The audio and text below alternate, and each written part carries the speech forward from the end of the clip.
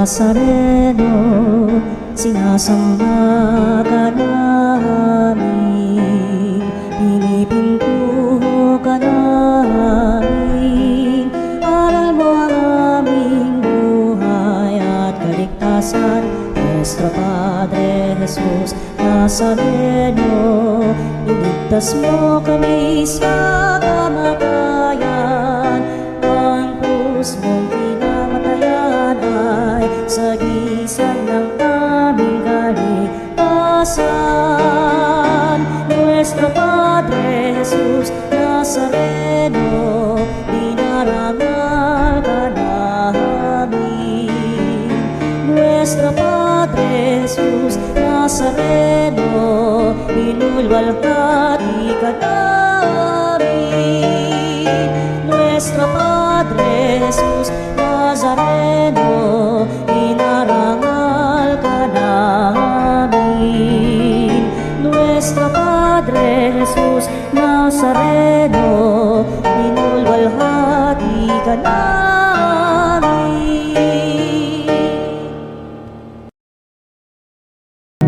Sana aming kalan, sarili maialay.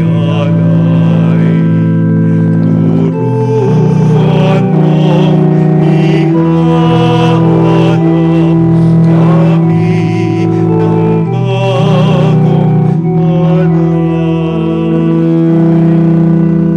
Sa ngalan ng Ama, ng Anak at ng Espiritu Santo, Amen. sumainyo ang Panginoon. At sumayo rin. Upang maging marapat tayong gumanap sa banal na pagdiriwang, aminin natin ang ating mga kasalanan.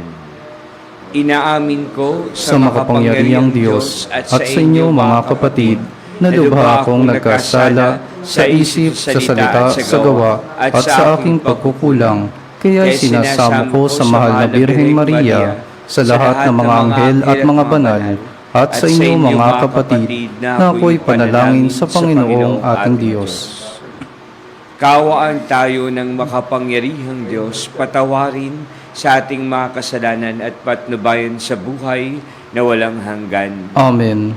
Panginoon, kaawaan mo kami. Panginoon, kaawaan mo kami. Kristo, kaawaan mo kami. Kristo, kaawaan mo kami. Panginoon, kaawaan mo kami. Panginoon, kaawaan mo kami. Manalangin tayo. Ama naming makapangyarihan, sa iyong pagmamahal na aming maaasahan, nagiging dalisay at matibay ang iyong sambayanan. Hindi ito makaiiral kapag hindi mo pinatnubayan. Kaya't sa pagsubaybay mo, lagi mo kaming pangasiwaan. Sa pamamagitan ni Jesucristo, kasama ng Espiritu Santo, magpa sa walang hanggan. Amen. Pagbasa mula sa ikalawang aklat ng mga hari. Noong mga araw na iyon, sa Syria ay may isang pinuno ng hukbo na labis na kanalulugdan ng hari pagkat matapang siya. Makapangyarihan at pinapatnubayan ng Panginoon, kaya lagi matagumpay ang Syria. Ngunit siya'y ketongin. Siya ay si Naaman. Minsan, ang mga taga-Syria ay nakabihag ng isang babaeng Israelita. Ginawa nila itong katulong ng asawa ni Naaman. Sinabi nito sa kanyang Panginoon, "Kung ang asawa ninyo ay lalapit sa propeta sa Samaria, tiyak na gagaling siya." Ang sinabi ng Israelita ay sinabi ng babae kay Naaman. Nagpunta naman ito sa hari at ibinalita ang sinabi ng utusan ng kanyang asawa. Sinabi naman ng hari, "Pumunta ka at pagdadalhin kita ng sulat sa hari ng Israel." At lumakad nga si Naaman. May dala siyang 30,000 putol na pilak, 6,000 pirasong ginto at 10 magagarang kasuotan. Dala rin niya ang sulat para sa hari ng Israel. Anang sulat, "Mahal na Haring Horam, ang may dala nito'y si Naaman na aking lingkod. Ipinakikiusap kong pagalingin mo ang kanyang ketong." Nang mabasa ito ng hari ng Israel, Ginahak niya ang kanyang kasuotan at sinabi, "Ako ba'y Diyos na maaring pumatay at bumuhay? Bakit sa akin niya pinapunta ang taong ito para pagalingin sa kanyang sakit? Baka naman humahanap lang siya ng dahilan para magdigmaan kami." Nang mabalita ni Eliseo ang ginawa ng hari, ipinasabi niya, "Bakit ninyo gagahakin ang inyong kasuotan? Sa akin ninyo siya papuntahin para malaman nilang may isang propeta rito sa Israel." Ipinasabi nga ni Haring Horam kay Naaman na ang hanapin nito'y si Eliseo.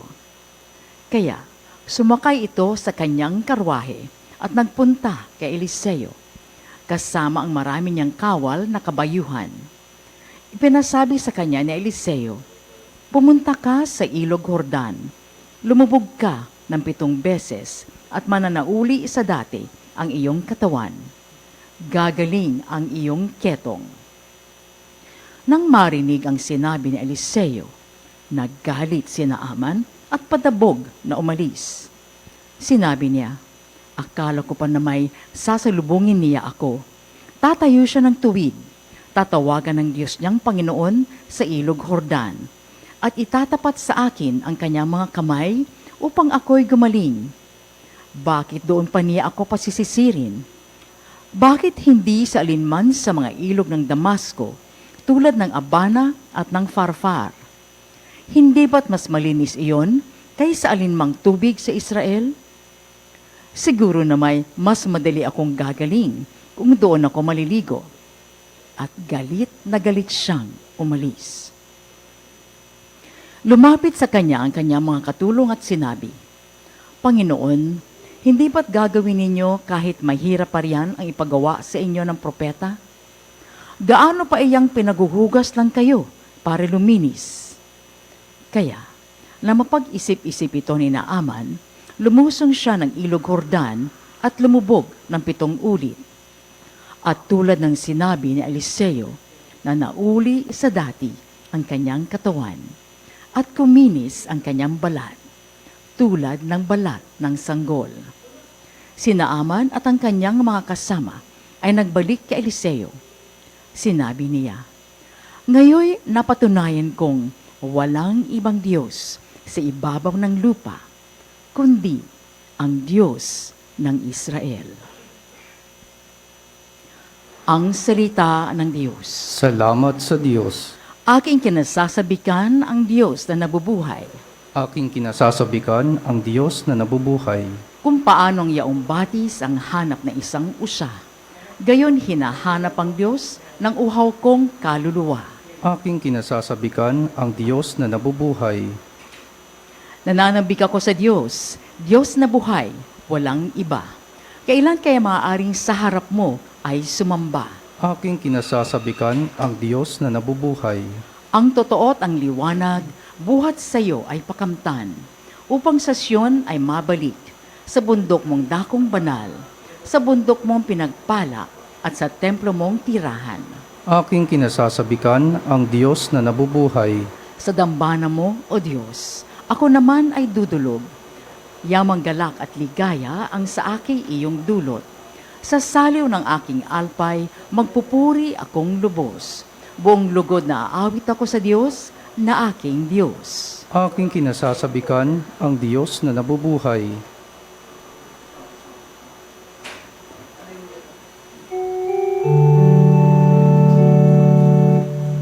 Luwalhati at papuri sa iyo, O Kristo, tagapagligtas ng sanlibutan. Luwalhati at papuri sa iyo, O Kristo, tagapagligtas ng sanlibutan.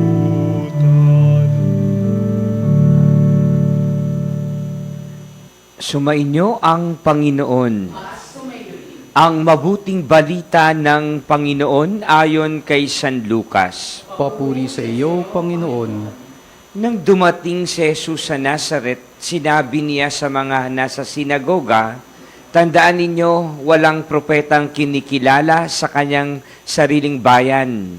Ngunit sinasabi ko sa inyo, maraming babaeng balo sa Israel noong kapanahunan ni Elias, nang hindi umulan sa loob ng 3 taon kalahati at magkaroon ng matinding tagutom sa buong lupain.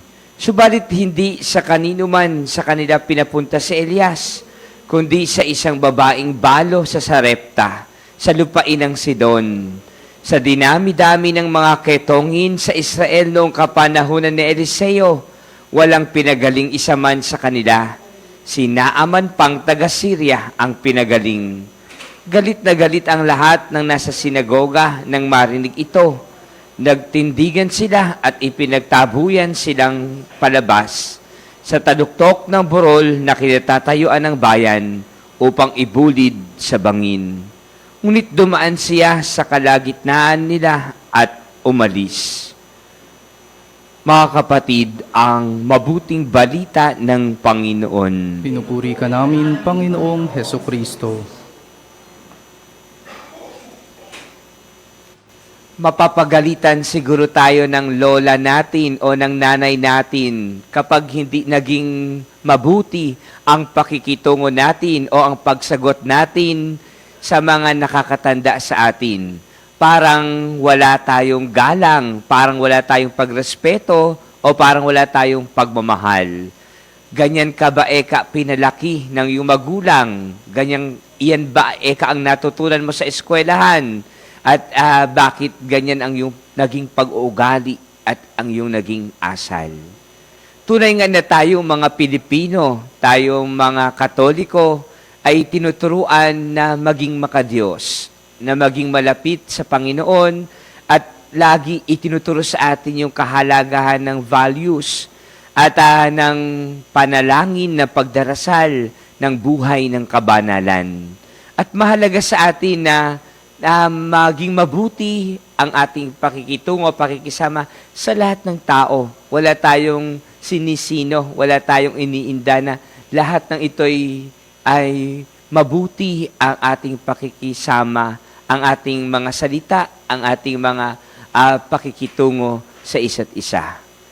Tunay nga na sa Ebanghelyo o maging sa unang pagbasa, para bagang napakalayo sa ganung pag-uugali at asal ang ipinakita na ikaw ay papagalingin sa iyong ketong pero parang hindi naging maganda yung pag-uugali at yung ipinakita niya.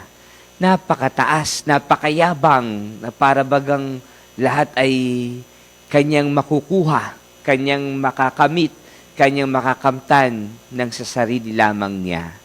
Pero malaking kay Naaman ay malaking ipinamuka sa kanya ng Diyos na kinakailangan niya ang Panginoon para lamang siya gumaling sa sandaling iyon, sa sakit na ketong. At nung siya'y pinadala doon sa ilog, sabi niya, dito ba ako lulubog ng 7 beses? Baka hindi pa ako gumaling dito. No? At ipinakita niya yung kanyang galit, no? Yung kanyang hinanakit at kanyang pagreklamo sa Panginoon. Pero sabi nung katulong ng kanyang asawa, ay wala naman pong mawawala kung lulubog kayo ng 7 beses doon sa ilog para lamang kayo gumaling. Yun ay ginagawa rin naman namin yung pagsunod at yung kapakumbabaan. Kaya walang nagawa si Naaman. Siya ay lumubog din sa tubig at ang sabi sa kanya, kapag siya'y gumaling, yung kanyang balat ay babalik parang balat ng isang sanggol. Kaya nang siya'y gumaling, laking gulat niya, laking tuwa niya, at laking pananampalataya niya sa Panginoon. Kailangan nga ba natin ng mga patunay na bago pa tayo sumampalataya? Kailangan nga ba natin ng mga evidence para lamang masabi natin ang Panginoon ang nagbibigay sa atin ng kagalingan? Tunay nga na sa ating pananalig, sa ating puso, sa ating kalooban, hindi mawawala, hindi malalayo na mayroong Panginoon nang hangad sa atin lagi ay kaligtasan. Hangad sa atin lagi ay para sa ating kabutihan. Hangad lagi sa atin ay para tayo ay mag-alab muli sa atin ng pagmamahal at pananampalatayang matatag at matibay.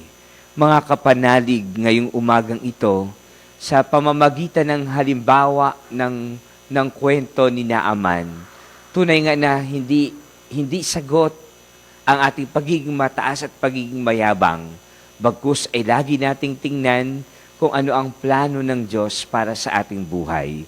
Dalhin niya tayo upang manalig na mayroong kapakumbabaan, manalig na mayroong pagmamahal, manalig na tunay na mayroong pananampalataya na batid natin ang Panginoon at tanging ang Panginoon lamang ang siyang makapagbibigay. Panginoon, bigyan mo kami ng liwanag, ng pag-asa at katatagan, lalo na sa mga sandali na napakarami naming nakikita na maaaring pagsubok, problema o mga pasakit sa buhay, na kung minsan iniisip namin na para kaming pinabayaan, na para kaming binigyan ng mga suliranin na hindi namin kayang harapin, at para kaming hindi mo minamahal, at para bang inilayo mo kami at binigyan mo kami ng mga katanungan na hindi namin alam ang kasagutan. Pero hindi ito maging hadlang upang sa iyo ay sumampalataya, upang sa iyo ay magmahal, upang sa iyo ay sumunod at makinig sa iyong mga salita na sa amin nagdudulot ng kagalingan at nagbibigay sa amin ng daan upang ikaw ay aming panaligan at aming pag-alayan ng aming buhay. Salamat, Panginoon, sapagkat gumagawa ka lagi ng paraan upang ikaw ay aming masugpungan at mapawi anumang galit, anumang sama ng loob at hinanakit, at mapalitan ng kapayapaan, ng kaginhawahan at ng pasasalamat sa iyo, Panginoon, naming pinapupurihan ang aming kaligtasan ngayon at magpasawalang hanggan. Amen.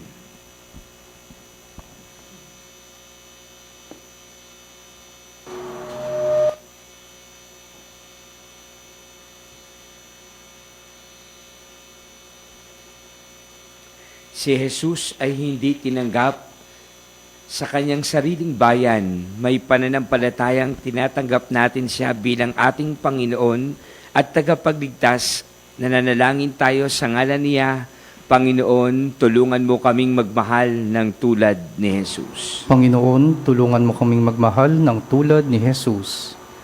Ang mga pinuno ng simbahan, naway magpahayag ng salita ng Diyos na may tapang at isabuhay ito ng may paninindigan.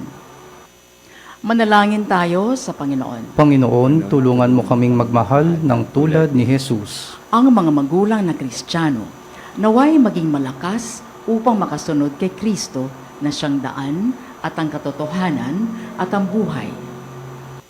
Manalangin tayo sa Panginoon. Panginoon, tulungan mo kaming magmahal ng tulad ni Jesus. Ang ating pagpapakasakit ngayong Kwaresma, naway gawin nating higit na bukas sa mapanligtas na pag-ibig ng Diyos.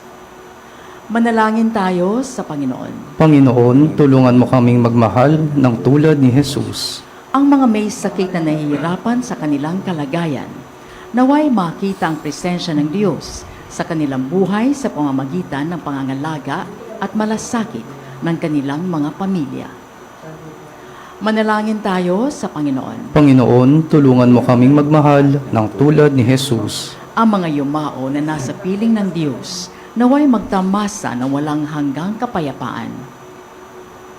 Manalangin tayo sa Panginoon. Panginoon, tulungan mo kaming magmahal ng tulad ni Jesus. Sa ilang sandali ng katahimikan, ipanalangin natin ang kagalingan at natatanging kahilingan ng ating mga Eucharistic advocates.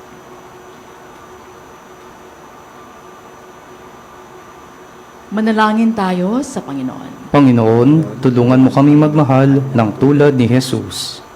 Ama naming makapangyarihan, sapagkat wala sa aming dumalapit kay Jesus kundi hindi mo kami akayin sa Kanya, gawin mo kaming lahat na kaisa niya upang kami ay makasama mo ngayon at magpas sa walang hanggan. Amen.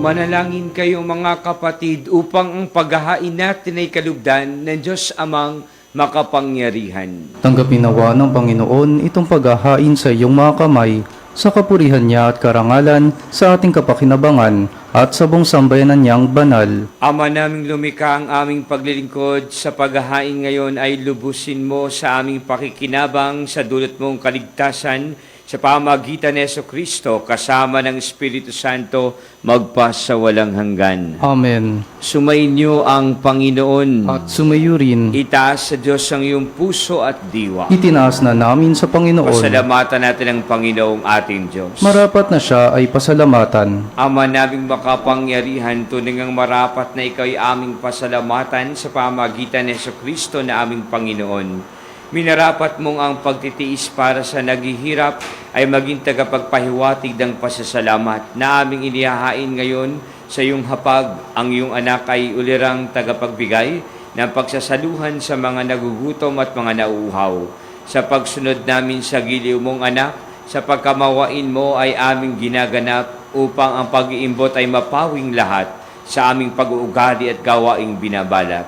Kaya kaisa ng mga anghel na nagsisiawit ng papuri sa iyo nang walang humpay sa kalangitan, kami nagbubunyi sa iyong kadakilaan. Santo, Santo, Santo, Panginoong Diyos ng mga hukbo. Napupuno ang langit at lupa ng kadakilaan mo.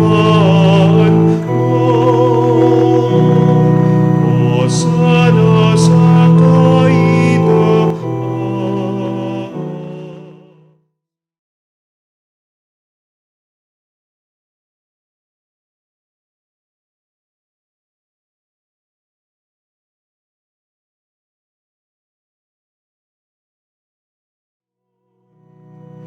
Hosana sa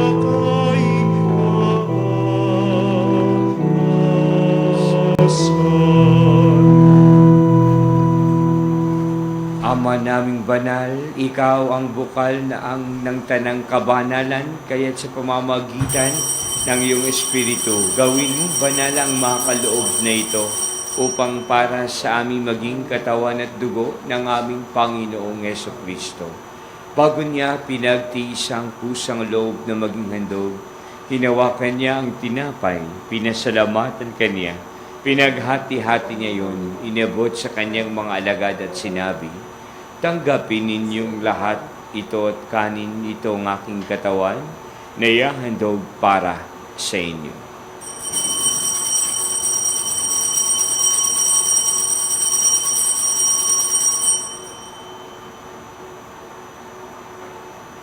Gayon din naman nung matapos ang hapunan, hinawakan niya ang kalis. Muli kanyang pinasalamatan. Inabot niya ang kalis sa kanyang mga alagad at sinabi, "Tanggapin ninyong lahat ito at inumin. Ito ang kalis ng aking dugo ng bago at walang hanggang tipan. Ang aking dugo na ibubuhos para sa inyo at para sa lahat. Sa ikapagpapatawad ng mga kasalanan, gawin ninyo ito sa pag-alaala sa akin."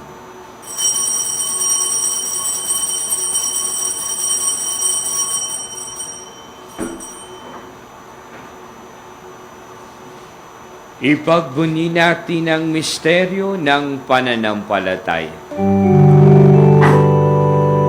Si Kristo'y namatay, si Kristo'y nabuhay, si Kristo'y babalik sa wakas ng panahon. Ama, ginagawa namin ngayon ang pag-alaala sa pagkamatay at muling pagkabuhay ng iyong anak, kaya't niaalay namin sa iyo ang tinapay na nagbibigay buhay at ang kalis na nagkakaloob ng kaligtasan. Kami nagpapasalamat dahil kami yung minarapat na tumayo sa harap mo para maglingkod sa iyo. Isinasamo namin kami magsasalo-salo sa katawan at dugo ni Kristo ay mabuklod sa pagkakaisa sa pamamagitan ng Espiritu Santo. Ama, lingapin mo ang iyong simbahang laganap sa buong daigdig. Puspusin mo kami sa pag-ibig kay isa ni Leo naming Papa, at ni Dennis naming Obispo at ng Tanang Kaparian. Alalahanin mo rin ang mga kapatid naming nahimlay na may pag-asang sila'y muling mabubuhay, gayon din ang lahat ng mga pumanaw. Kaawaan mo sila at patuloyin sa iyong kaliwanagan. Kaawaan mo at pagindapatin kaming lahat na makasalo sa iyong buhay na walang wakas. Kaysa ng mahal na Birheng Maria na Ina ng Diyos, ni San Jose na kabiyak ng kanyang puso, kaysa ng mga apostol at lahat ng mga banal na namuhay dito sa daigdig ng kalugod-lugod sa iyo, maipagdiwang nawa namin ang pagpupuri sa ikararangal mo sa pamamagitan ng iyong anak na aming Panginoong Hesu Kristo. Sa pamamagitan ni Kristo, kasama niya at sa Kanya, ang lahat ng parangal at papuri ay sa iyo, Diyos Amang makapangyarihan, kasama ng Espiritu Santo, magpasawalang hanggan.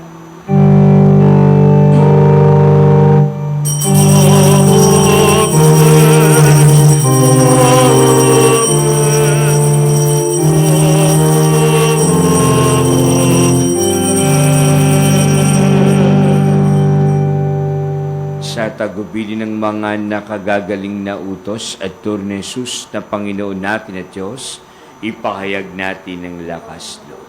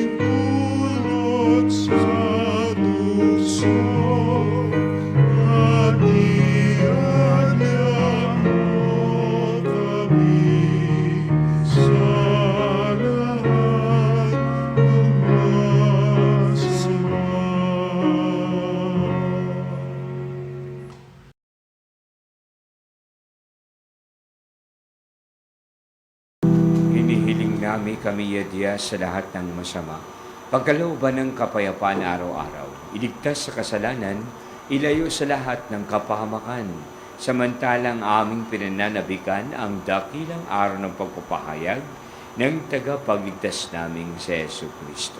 Sapagat iyo ang kaharian at ang kapangyarihan at ang kapurihan, magpakilanman. Amen. Panginoong Yesu Kristo, sinabi mo sa iyong mga alagad, kapayapaan ang iniiwan ko sa inyo, ang aking kapayapaan ang binibigay ko sa inyo. Tunghayan mo ang aming pananampalataya at huwag ang aming pagkakasala. Pagkalooban mo kami ng kapayapaan at pagkakaisa ayon sa iyong kalooban, kasama ng Espiritu Santo magpa sa walang hanggan. Amen. Ang kapayapaan ng Panginoon naway laging sumainyo. At sumayo rin. Magbigayan kayo ng kapayapaan sa isa't isa.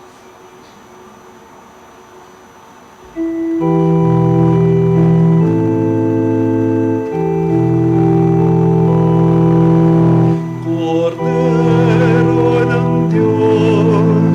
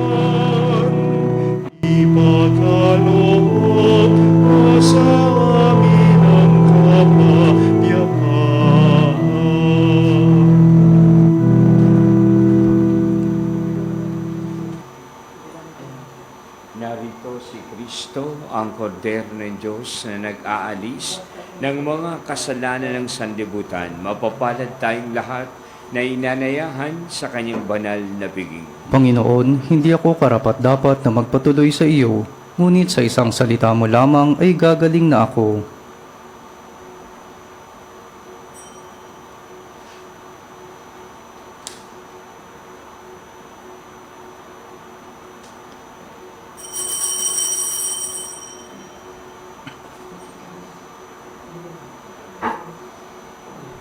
Mga kapanalig, ating dasalin ang komunyong espiritual. O Jesus, nananalig ako sa pananahan mo sa kabanal-banalang sakramento. Minamahal kita higit sa lahat at hangad ka ng aking kaluluwa. Hindi ko man matatanggap ngayon ang iyong katawan at dugo, inaasahan ko na patuloy kang mamumuhay sa aking puso. Naniniwala ako na narito ka at kaisa ka ng aking buong pagkatao. Huwag mong ipahintulot na mawalay ako sa iyo. Amen. Panalangin sa karangalan ng Nuestro Padre Jesus Nazareno. O Jesus Nazareno, katamis-tamisan naming manunubos, sa harap mo ngayon naririto kami't nangangayupapa at nagsisisi ng taos-puso sa aming pagiging walang turing sa iyo at paglimot sa di mabilang na mga biyaya mo, lalong-lalo na yaong mahalagang biyaya ng pagtutubos. Dinaramdam namin at pinagsisisihang labis, Panginoon ko, ang pagkakasala namin sa iyo. Ikinalulungkot namin ang pagiging dahilan ng pagpapasan mo ng krus na iyan sa gitna ng mga hirap at kapaitan, hanggang sa inihandog mo ang iyong buhay sa bundok ng Kalbaryo, sa pagkaibig mo lamang na matubos kami at ang sangkatauhan mula sa sala. Pakabanalin mo, O Panginoon, ang aming pagnanais at ipagtanggap mo sa amin ang iyong biyaya. Maging tagapamagitan nawa ang iyong ina, ang kalinis-linisang Birheng Maria.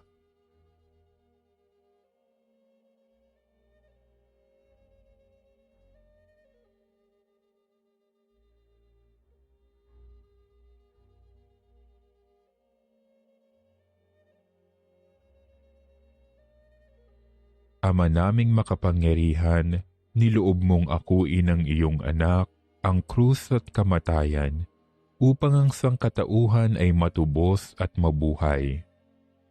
Ang pag-ako namin sa krus at kamatayan dito sa lupa, ayon sa diwa ng pagsunod sa iyong loob, na ginanap ng iyong anak, ay magpagindapat nawa naming kamtin ang lubos na katubusan at pagkabuhay sa iyong piling, sa pamamagitan ni Hesukristo, kasama ng Espiritu Santo, magpasawalang hanggan. Amen. Nuestro Padre Jesus Nazareno, Panginoon namin at Diyos, kaawaan mo kami.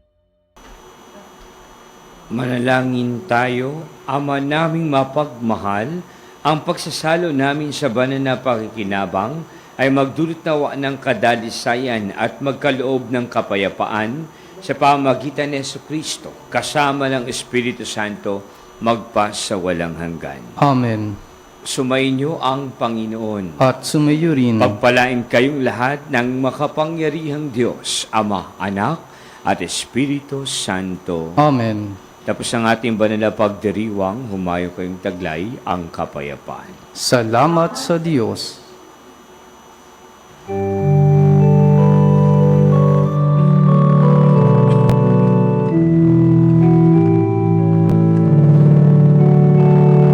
Walang sinuman ang namumuhay para sa sarili lamang.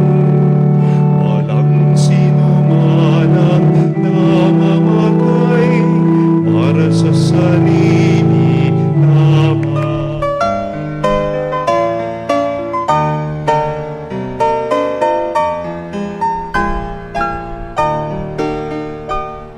Nuestro Padre Jesús Nazareno, sinasamba ka namin, pinipintuho ka namin.